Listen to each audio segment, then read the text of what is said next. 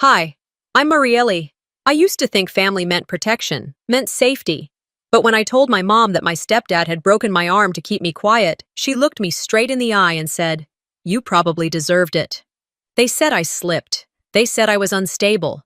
They even tried to sell the house my father left for me, behind my back, with forged signatures, all because I knew something I wasn't supposed to hear.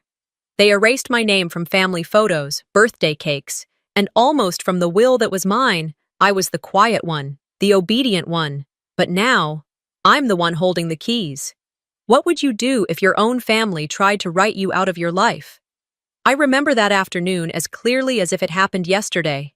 The sun had dipped just enough to cast long shadows across the back alley behind the bakery, the air thick with that end-of-summer dryness Amarillo is known for. You'd think a place that smells like sugar and cinnamon could never be the backdrop for something cruel. But that day, what hurt most wasn't the pop in my wrist or the way my breath caught when pain shot up my arm. It was how no one flinched, no one asked, no one cared. I'd walked into the back office because I'd forgotten my water bottle, that's all. Vernon was on the phone, pacing like he always did when he was making deals that weren't meant to be overheard. "If she finds out, we're screwed," he whispered harshly, his back turned toward me. I froze, hand still on the doorknob.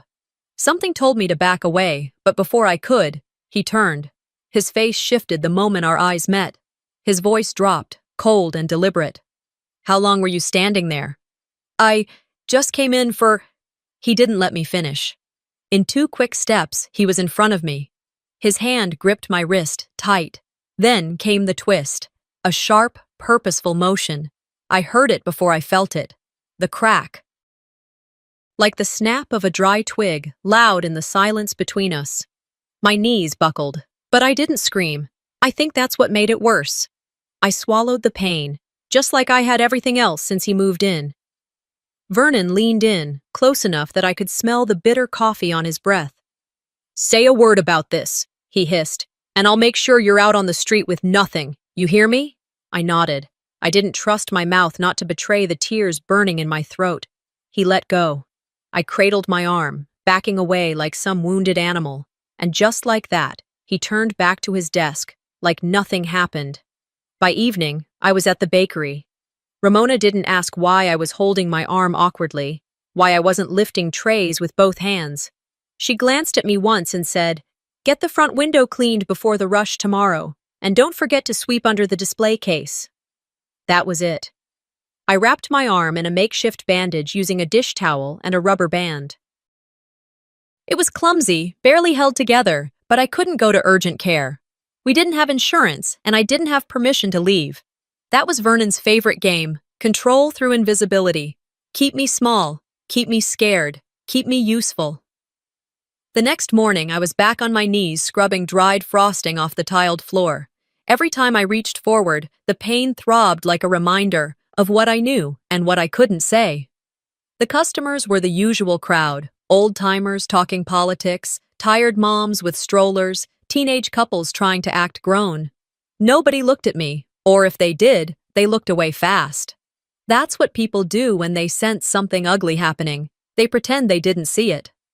I was broken, I remember thinking, but somehow I became invisible too. I saw Vernon once that morning, hovering near the register, watching me like a supervisor would watch a new trainee, waiting for a mistake. He smiled. That tight, cruel smirk that never reached his eyes. "You gonna mop or meditate?" he said loud enough for the front row of customers to hear.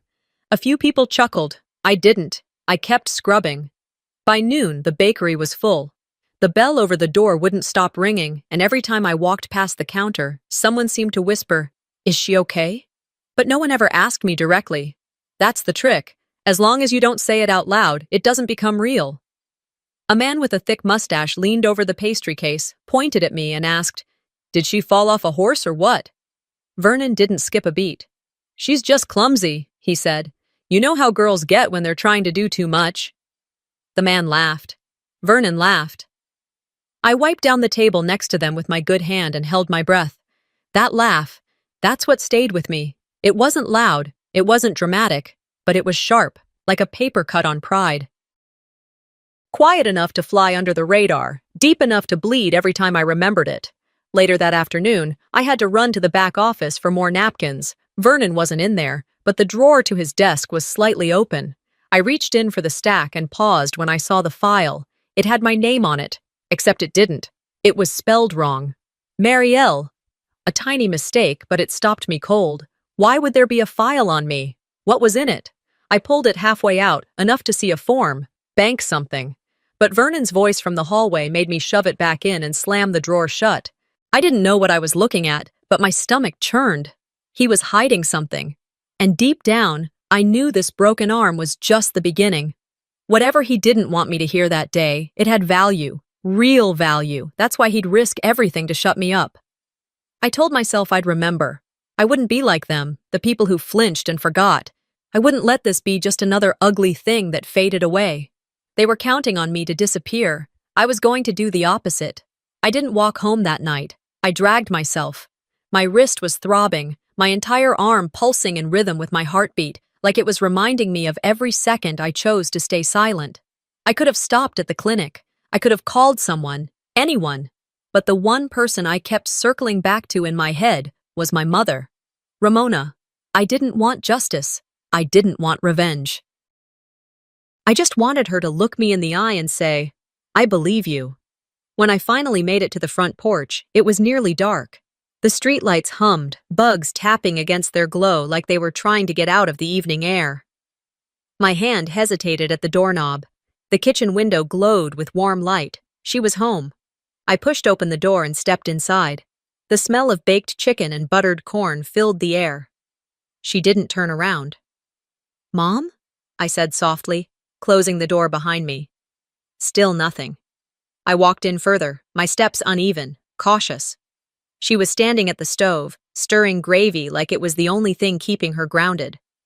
I stopped at the edge of the counter, wrapped my good hand around my broken wrist, and whispered, Vernon hurt me.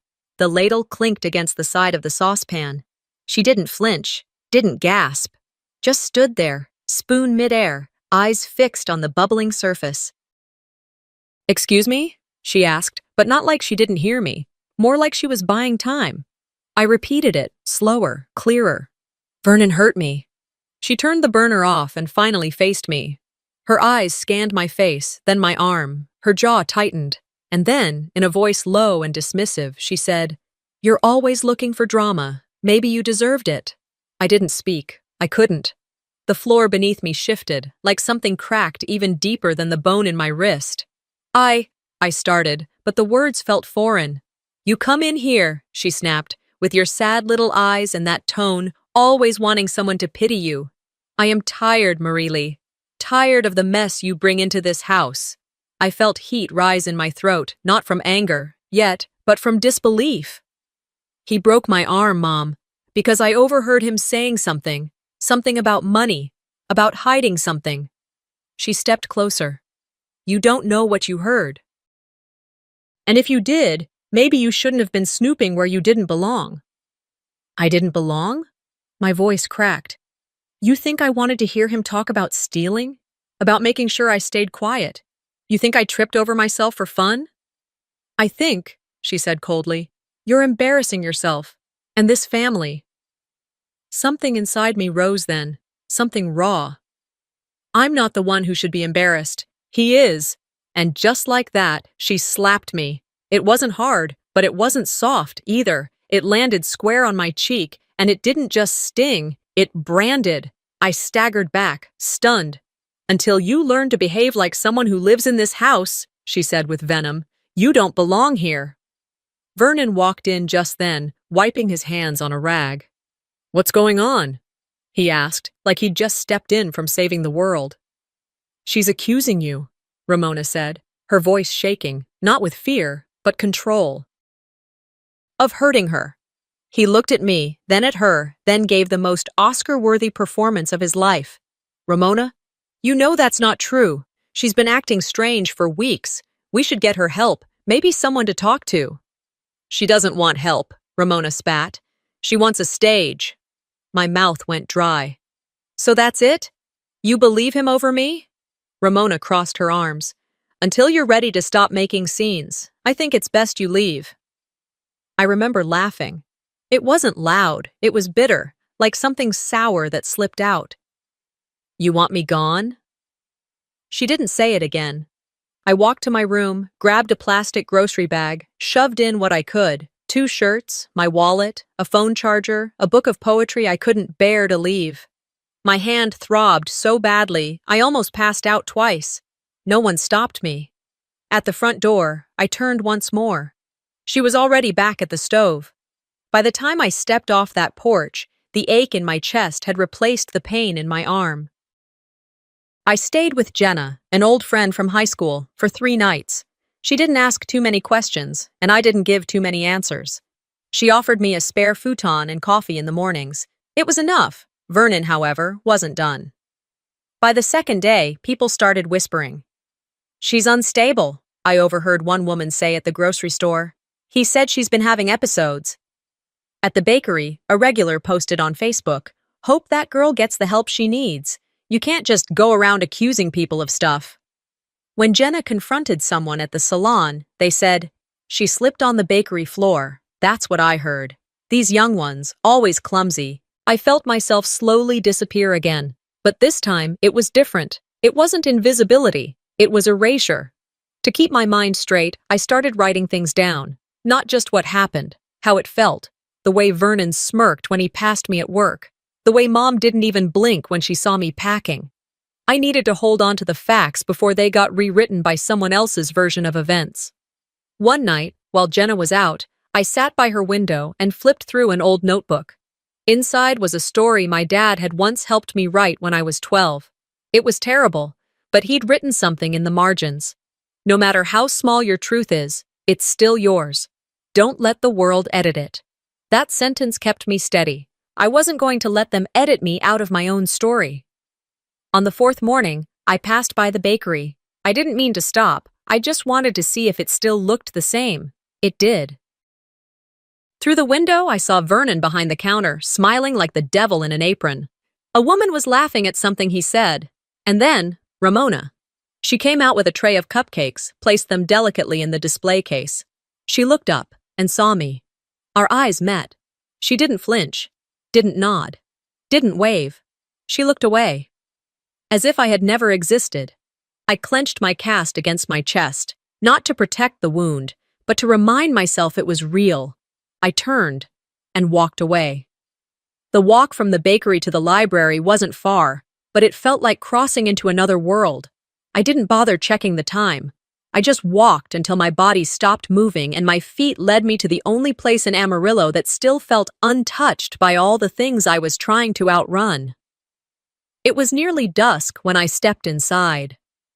The fluorescent lights buzzed softly above, mixing with the muffled sound of pages turning and keyboards tapping. I took a corner desk by the back window, the same one Dad and I used to sit at when he helped me write essays or apply for school scholarships. The spot was familiar in a way nothing else in my life felt anymore. I opened my old laptop, fingers stiff from the cold, but determined. The screen flickered on, password prompt blinking. I typed the date of my dad's birthday. Still worked. The desktop was cluttered with old documents, lesson plans, grocery lists, half-written letters. I searched through the files slowly, not really knowing what I was looking for, until a folder caught my eye. It was labeled, "If Anything Happens."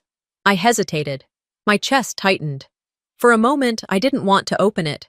Like reading those words would make everything final, like I'd have to admit he was really gone. But I clicked anyway. Inside were only a few files, mostly documents I didn't understand, legal terms, scanned receipts, property evaluations. But one file stood out, draft email, Lionel.docs. I clicked it open, and there he was, his voice, his cadence, in black and white text. It read like he'd just written it that morning.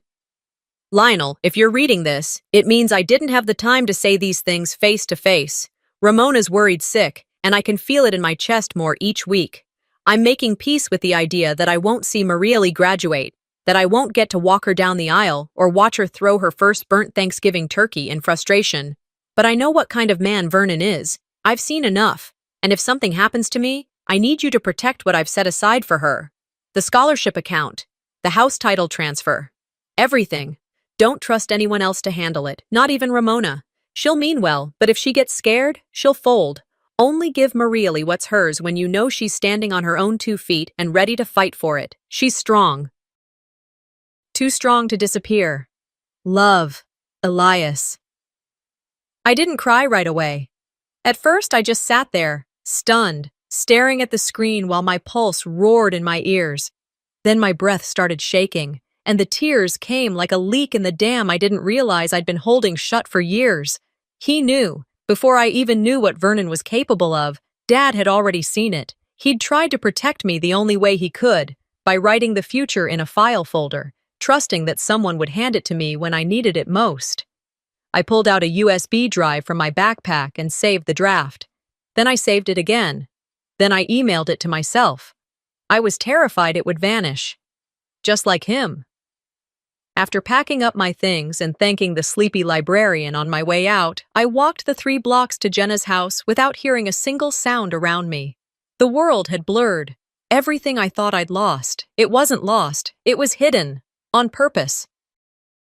The next day, I woke early and dug through the plastic bins I'd stored in Jenna's garage since moving in. Boxes full of old birthday cards, stuffed animals, and notebooks that smelled like dust and childhood. Somewhere at the bottom, beneath a tangle of ribbons and folded t-shirts, I found it. An old hardcover book of American folktales. I remember Dad used to read it to me on nights when the thunder rattled the windows. It made the monsters outside feel small. I flipped through the pages, and just like I thought, a faded postcard was tucked between chapter 4 and 5. It was bent at the corners, slightly yellowed, but the handwriting on the back was unmistakable. Marielle, you're the youngest, but you carry the heaviest truths. One day, they'll need to hear you, but for now, protect your voice. I'm proud of who you are, even if I don't get to see who you become. Love, Dad. That postcard became my anchor. I carried it in my back pocket for days, touching it whenever my faith wavered. When someone doubted me. When Ramona's words played on a loop in my mind. That tiny piece of paper whispered back, steady and sure, you are not wrong. I started noticing things I'd brushed off before. The way Vernon used to pause when I entered a room, the quick shifts in his expression, the way my mother's voice dropped whenever someone brought up finances. The tension wasn't new, it had always been there. I just hadn't known what to call it. My dad hadn't been trying to protect me from heartbreak. He'd been trying to protect my future. From being stolen. From being rewritten. That afternoon, I sat at the dining table with the draft email on one side and the postcard on the other. The house was quiet, Jenna was out for work, the neighbors' dogs weren't barking, and even the wind seemed to still itself. For once, I had silence. And in that silence, I found clarity. I wasn't too sensitive. I wasn't making things up. I wasn't unstable. I was being erased. And not just emotionally, legally, financially. My name, my inheritance, my story, taken and twisted until I looked like the villain in my own life. Well, not anymore. That evening, I wrote Lionel a letter. I didn't call, didn't text. I wanted something concrete, something he could hold in his hand, just like the proof he'd been holding for me all this time. I wrote, Lionel, I know it's been a long time. I know you may not have heard from me since Dad's funeral, but I've found something, and I think it's time I saw what he left behind. If you still have what he asked you to keep, please, I'm ready to see it, Marielle. I signed it, folded it, and walked it to the mailbox 2 blocks over. Dropped it in. Didn't look back. That night, I dreamed of Dad. He was standing in the front doorway of our old house, same flannel shirt he used to wear when raking leaves. His hands were full of keys, all of them different, house keys, car keys, ones I didn't recognize. You already know which one fits, he said, his voice calm. I don't know if I'm ready, I told him. He smiled. That's the thing about truth, kiddo. You never feel ready for it. You just step forward anyway. I woke up before I could take a step, but in the dim morning light, I got dressed, tied my shoes, and stepped forward anyway. The morning after I mailed the letter to Lionel, I woke up feeling like I had run 10 miles in my sleep. My arms ached, my back was stiff, and something heavy sat behind my ribs. Not quite dread, more like the knowledge that something was shifting and that I'd have to decide whether to face it or pretend not to see it. I checked my phone like I always did, mostly out of habit. No calls, no messages, but when I opened social media, it was right there at the top of the feed, Callista's birthday. There she was in a long emerald dress, standing next to Vernon and Ramona, all of them beaming beneath a balloon arch at some rustic ranch venue. "Celebrating our Stargirl's 33rd, the caption read. "Family first, always." Family first. I stared at the screen for longer than I'd like to admit, trying to convince myself it didn't sting the way it did. I wasn't invited, not even a text, not even a lie pretending they meant to include me, but forgot. They didn't forget. They made a choice. I scrolled through the photos. There were group shots, dancing videos, a dozen different angles of the cake, which, by the way, had all of our family names scrawled in cursive frosting around the border. All of them, except mine. At first, I thought maybe I missed it. Maybe it was on another side, or cropped out. But I zoomed in, checked again. Nope, my name wasn't there. I didn't cry. Maybe because I'd already shed all those tears in other chapters of my life. Maybe because there was something harder forming inside me now. Anger without the shouting, a kind of quiet rage that sharpened me. And then, as I scrolled through the tagged photos, I found it. A group shot taken by someone else, not staged. Everyone smiling, arms around each other. Ramona, Vernon, Callista, a few cousins. There in the corner, near where I would have stood, was a young woman I didn't recognize. I tapped on her profile. Cassandra Morales. A cousin I'd met once at a funeral years ago. Barely spoke to her, but under the photo, the tag read, "Cassandra Morales, our baby girl, the heart of the family." My name had been replaced. Not just ignored, replaced. Ramona even commented, "Couldn't be more proud of this girl." I stared at that sentence so long it started to blur. When I finally put the phone down, the room was too quiet. I needed noise, movement, something to distract me from the hollow burning in my chest. I grabbed my hoodie and walked out the door.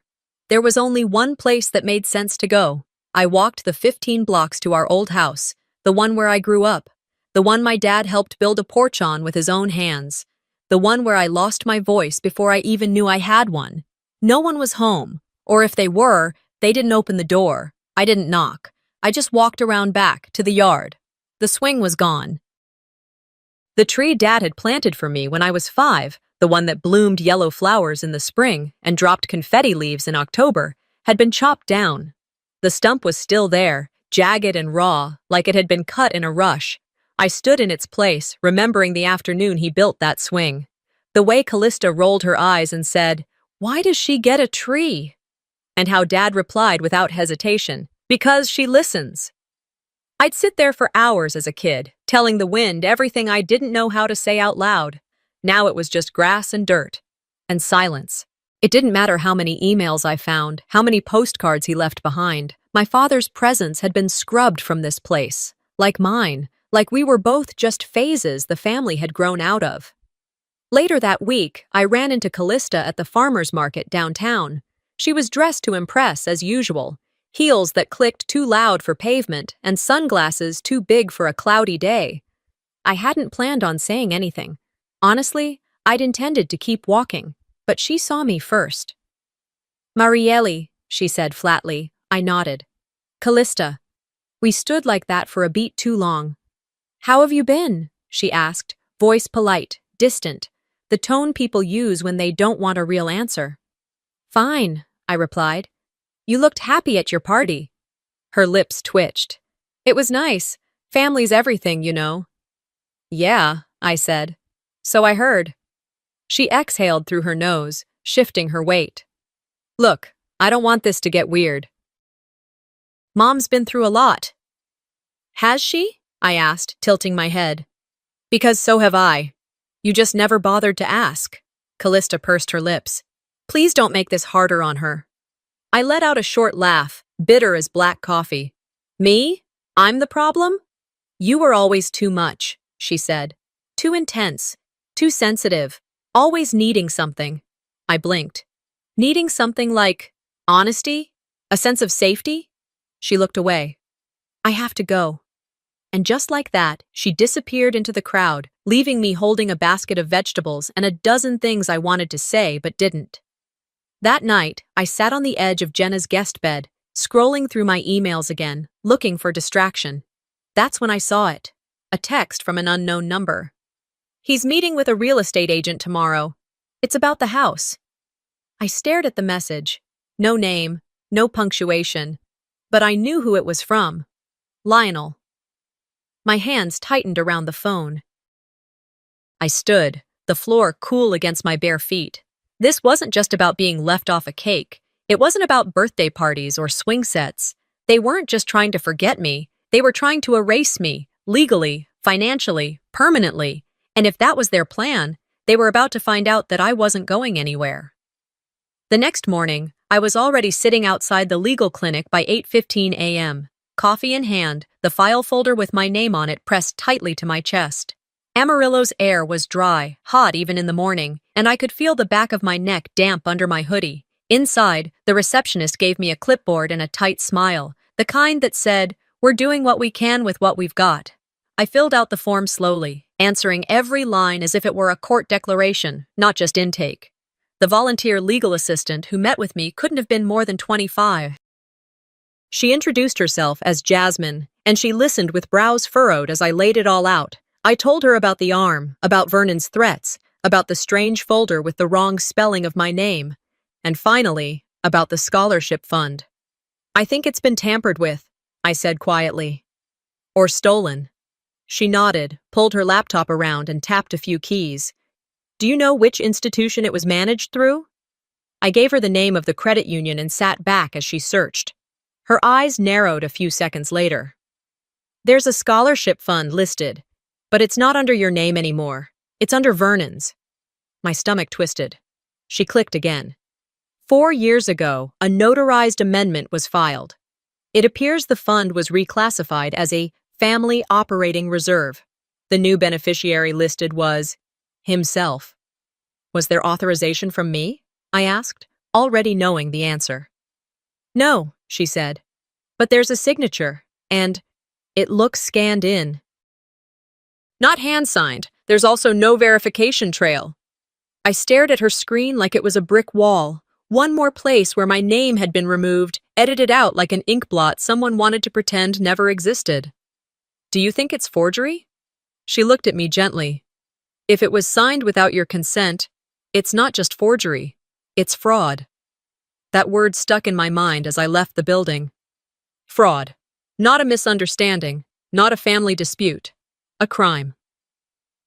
That afternoon, I didn't go back to Jenna's. I drove to Callista's apartment complex on the other side of town. She lived in one of those new buildings with rooftop grills and dog washing stations, perfect for someone who wanted to look like they had it all figured out. I didn't text ahead. I buzzed her unit. She answered with a slight pause in her voice. "Marielle? What's up?" "I need to talk. In person." Another pause. Then the door clicked. She met me at the elevator, arms crossed over her blouse like a shield. "Is this about Mom?" "No," I said. "It's about you." We stood in her kitchen, her pouring water into 2 mismatched mugs. I didn't sit. "You knew," I said. She didn't ask what I meant. I didn't know everything. "You knew enough. The fund Dad set up for me? Gone." Vernon refiled the paperwork. He claimed it for himself. She sighed, set the mug down too hard. "Look, you always make things bigger than they are." I laughed once. "Bigger than having my inheritance stolen?" "God, Marielle," she snapped. "You were never the main character in this family. I'm sorry, but that's how it was." Something sharp and cold slid into my chest. I stepped back, almost afraid if I stayed too close, I'd let her words sink too deep. "I thought you didn't speak up because you were scared," I said. "Now I think you just didn't care." She didn't reply. I turned and left. Back at Jenna's, I sat at her small kitchen table and drafted the kind of email I never imagined myself writing. 1 part legal warning, 1 part final line in the sand. 2. Ramona, Vernon. Subject, notice regarding identity documents. This is formal notice that any further use of my legal name, personal identification, or signature, real or falsified, without my direct consent, will result in immediate legal action. You are not authorized to speak on my behalf, modify records in my name, or make claims using any part of my personal or educational history. This includes, but is not limited to, use of my name in financial or real estate documents, educational funding, or estate transfer filings. Let this serve as your final warning. Marylee Elias Whitman. I hit send and stared at the screen. A minute later, a reply pinged back from Vernon's account. Don't test me, little girl. I read it twice, and then deleted it. But the silence that followed from Ramona, that hurt worse. No reply, no apology, no, this isn't what I meant, just silence. The next day, I started building my case, literally. I pulled out a folder and labeled it, What They Took From Me. Inside, I added the printout from the scholarship account, the email Vernon had sent years ago claiming I was unstable, a copy of my original nursing school acceptance letter, and the screenshots of the posts that smeared my name. I even started reaching out to people who might remember the swing Dad built in the backyard, or the last Thanksgiving where he handed me the envelope with my name on it. Piece by piece, I started building not just a case, but a story. One that had evidence, one that couldn't be rewritten. That evening, as I closed my laptop and slid the file into my backpack, my phone buzzed. A message from Lionel. I'm ready to show you what your father left in my care. I stared at the text for a long time before replying. I'm ready too, but I'm not the girl who left crying. And I wasn't. I was walking into the fire with documents, not emotions. I wasn't knocking on their door anymore. I was opening mine. I showed up at Lionel's office just before noon.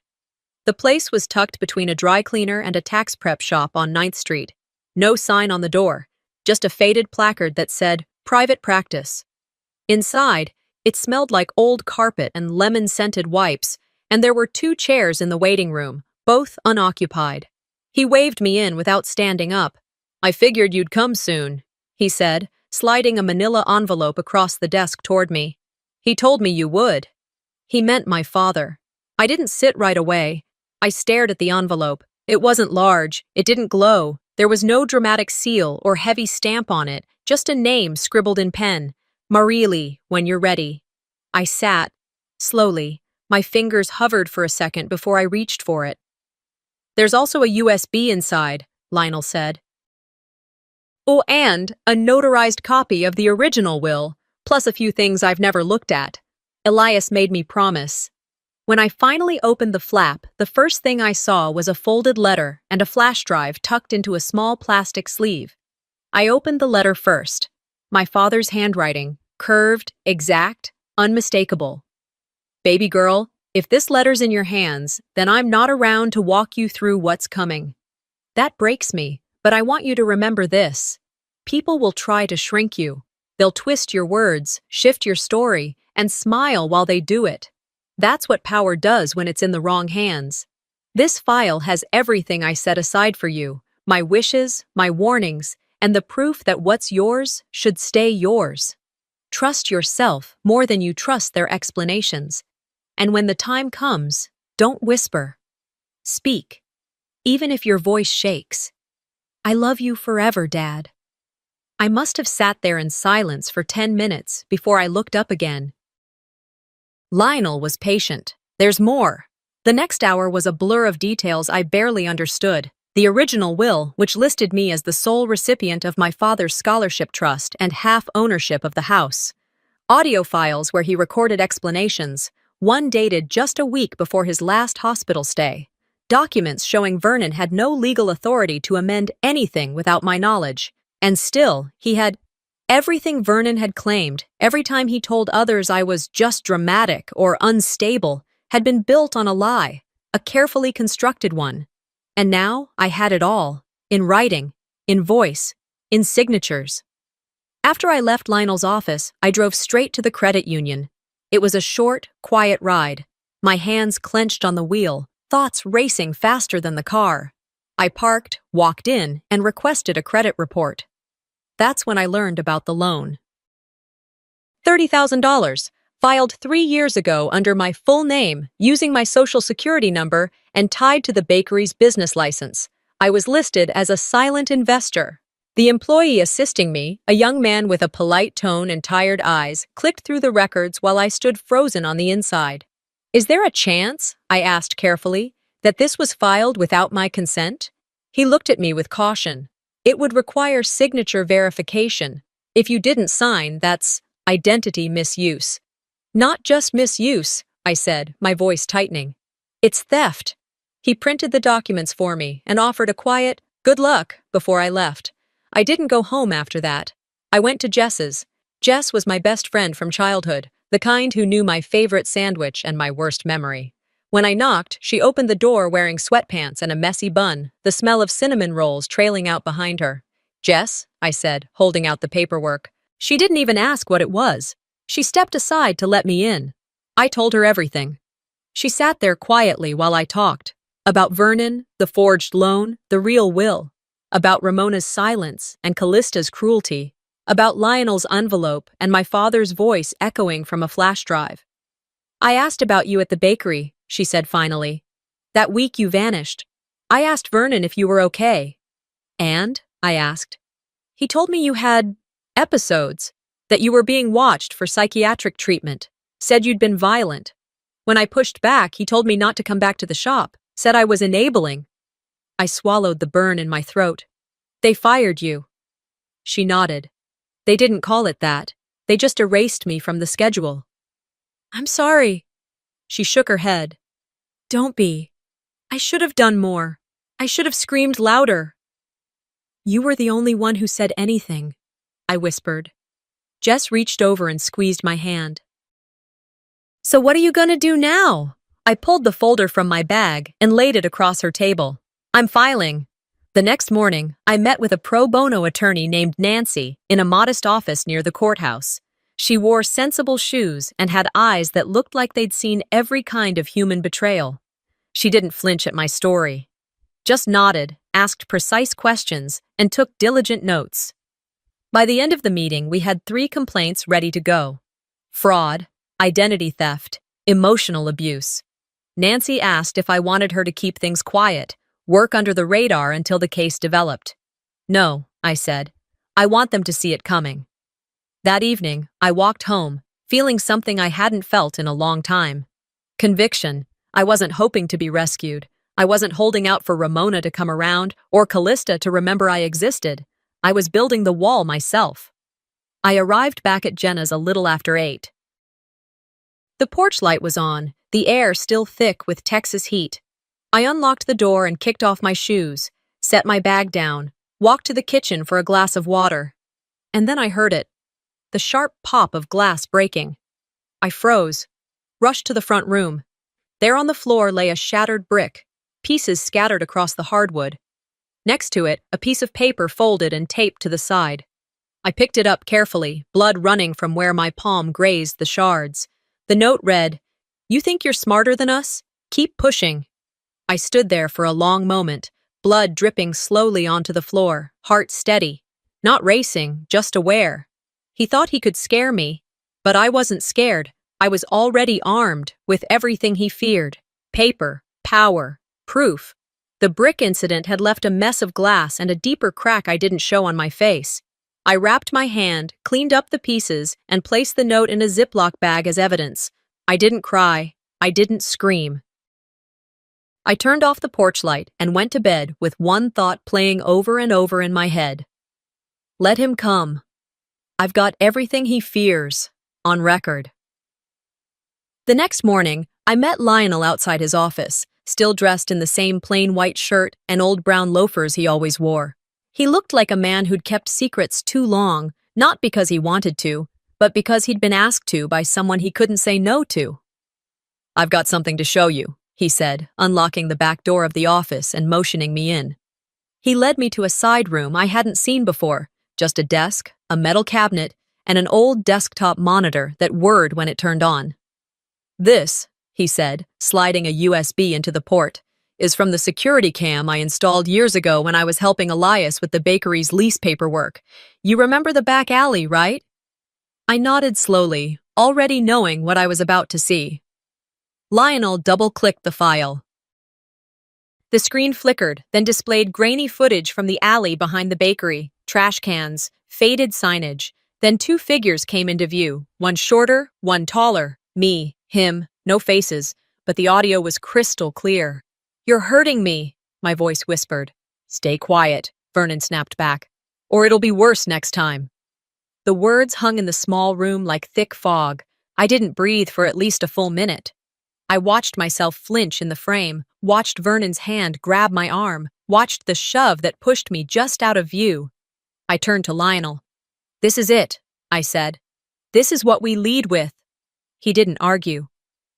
That afternoon, I drove back to the only place I once called home. I hadn't been on that porch since the day Ramona told me to leave.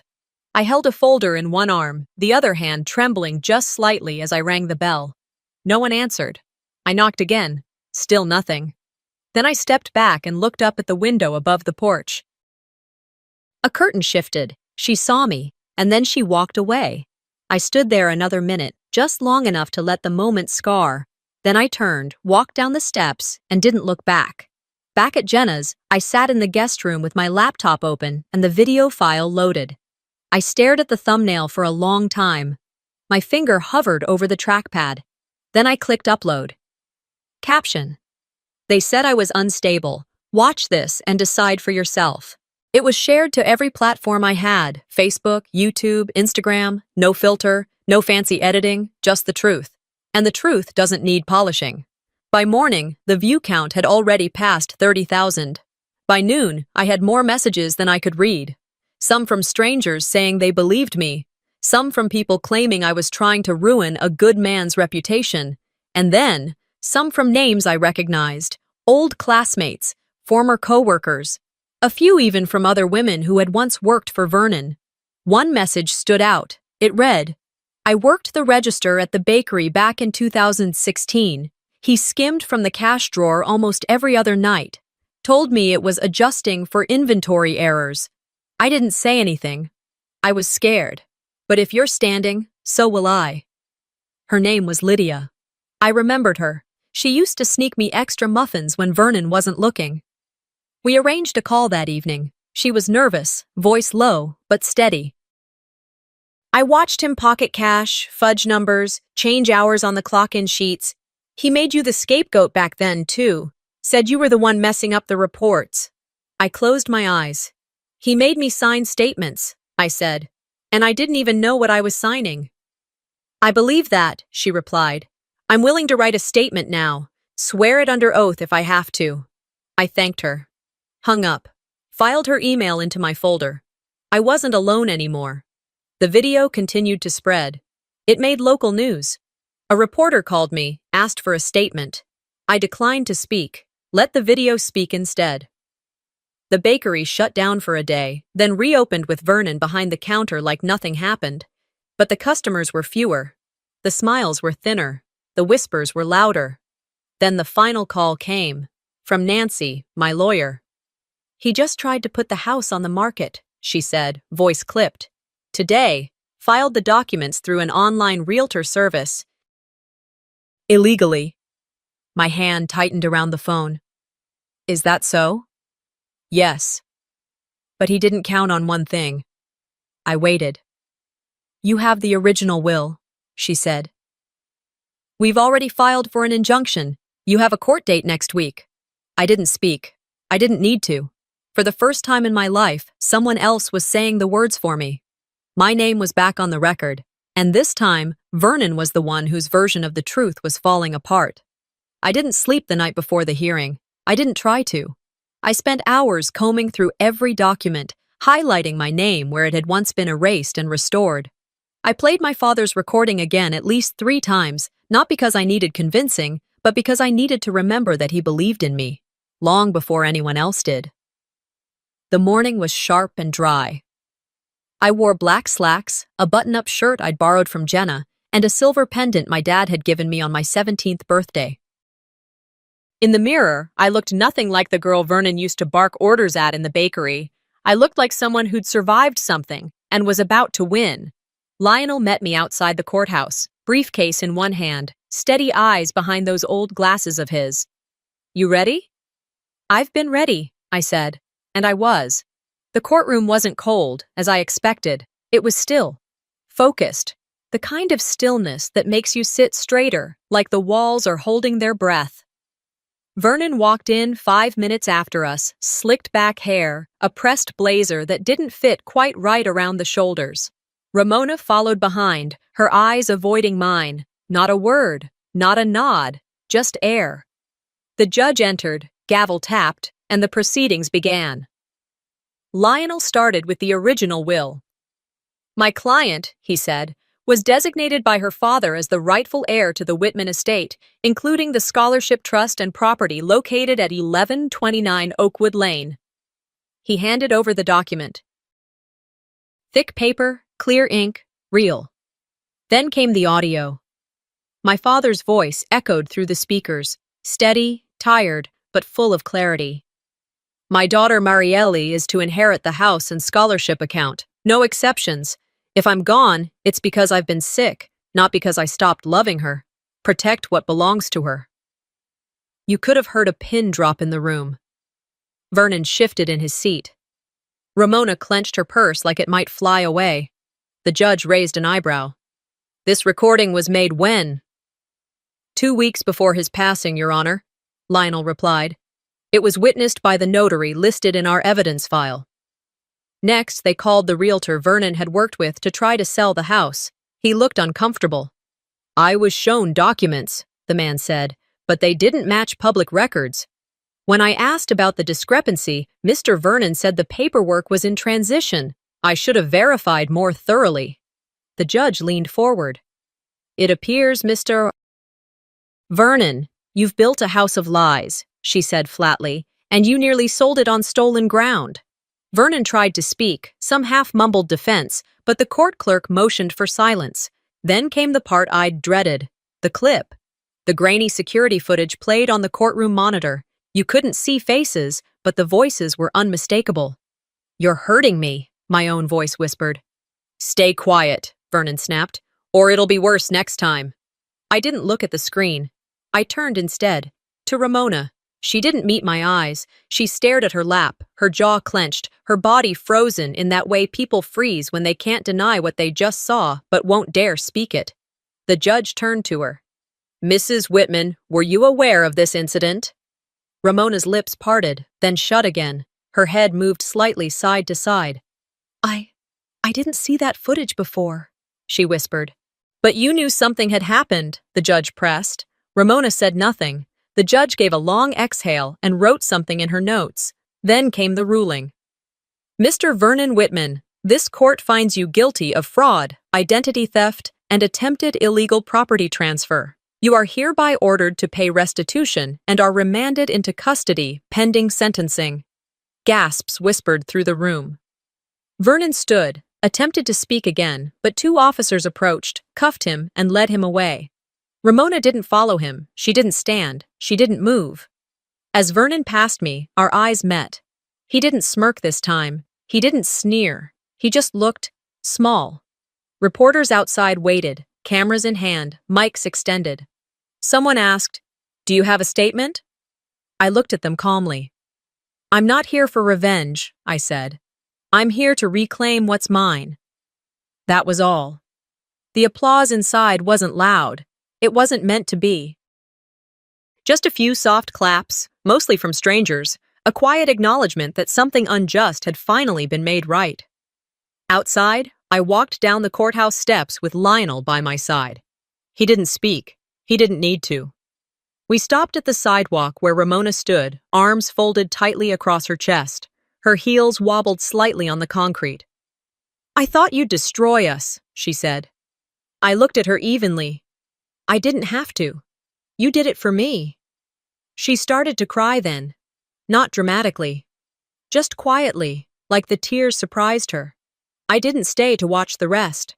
I kept walking. In my hand was the envelope the judge had returned to me. The official ruling, the deed, the scholarship account paperwork. And keys. My father's keys. I held them tight as I walked toward the bus stop. It wasn't about the house anymore. It was about the name on the papers. Mine. And it was finally written in ink no one could erase. C. The courthouse door had barely closed behind me when the silence hit. A silence not like the one in that courtroom, full of anticipation and judgment, but the kind that wraps around your ankles like water. Still, deep, uncertain. I stood on the steps longer than I should have, holding those keys in my hand, the final echo of the judge's ruling still bouncing in my ears. I had the house. I had the name back. I even had the truth, now signed, sealed, and stamped. But what I didn't have, what I wasn't sure I'd ever get, was peace. A week later, I walked into the house on Oakwood Lane. Not for a visit, not to collect mail or clean out closets. I walked in because it was mine. It smelled different, older, somehow, like it had been holding its breath while waiting for someone to come home. The swing Dad built in the backyard was gone, of course. Vernon had taken care of that early on, but the patch of grass where it once stood looked untouched, almost sacred.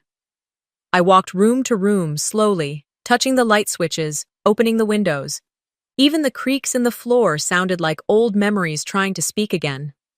I paused in the hallway, my fingers tracing the indentations on the wall where pictures had once hung. Some nail holes were still there. Empty.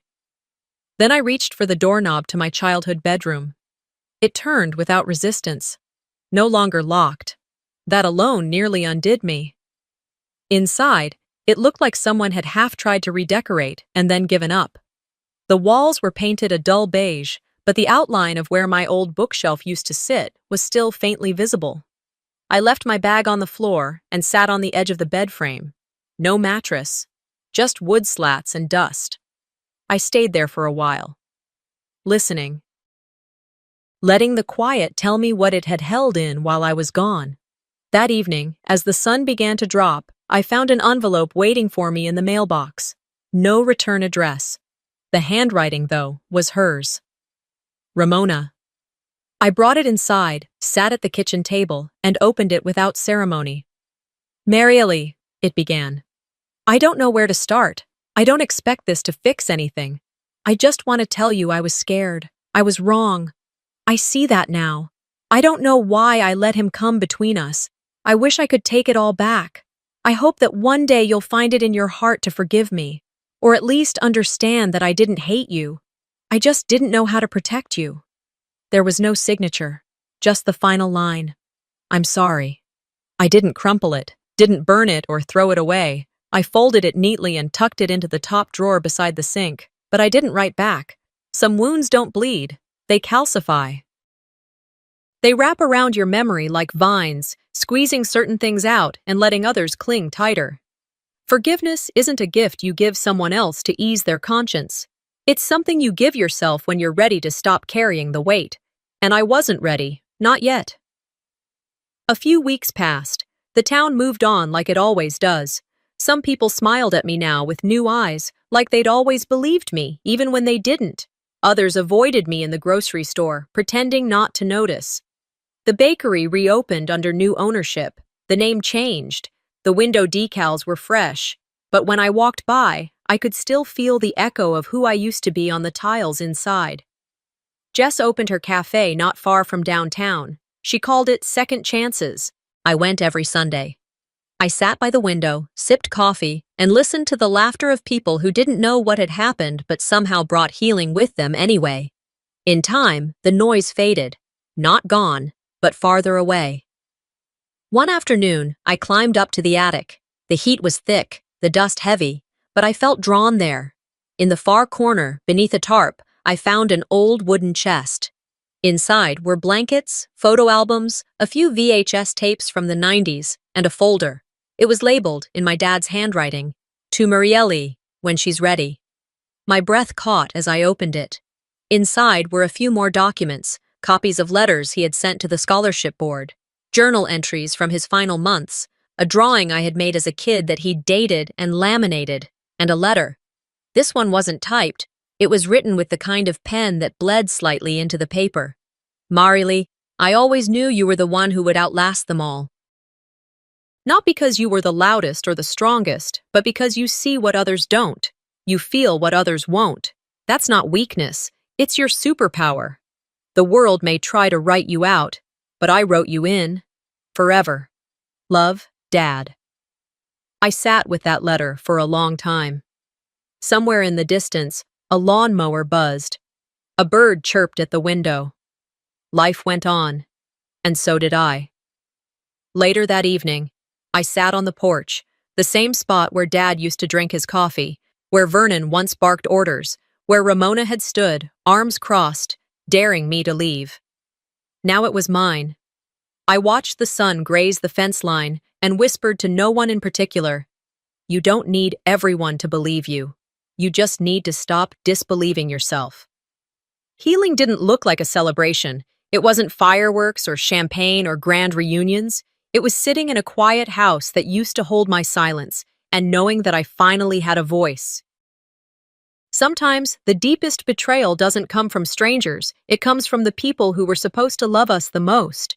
But healing isn't about vengeance. It's about reclaiming your truth, even when no one else stands beside you.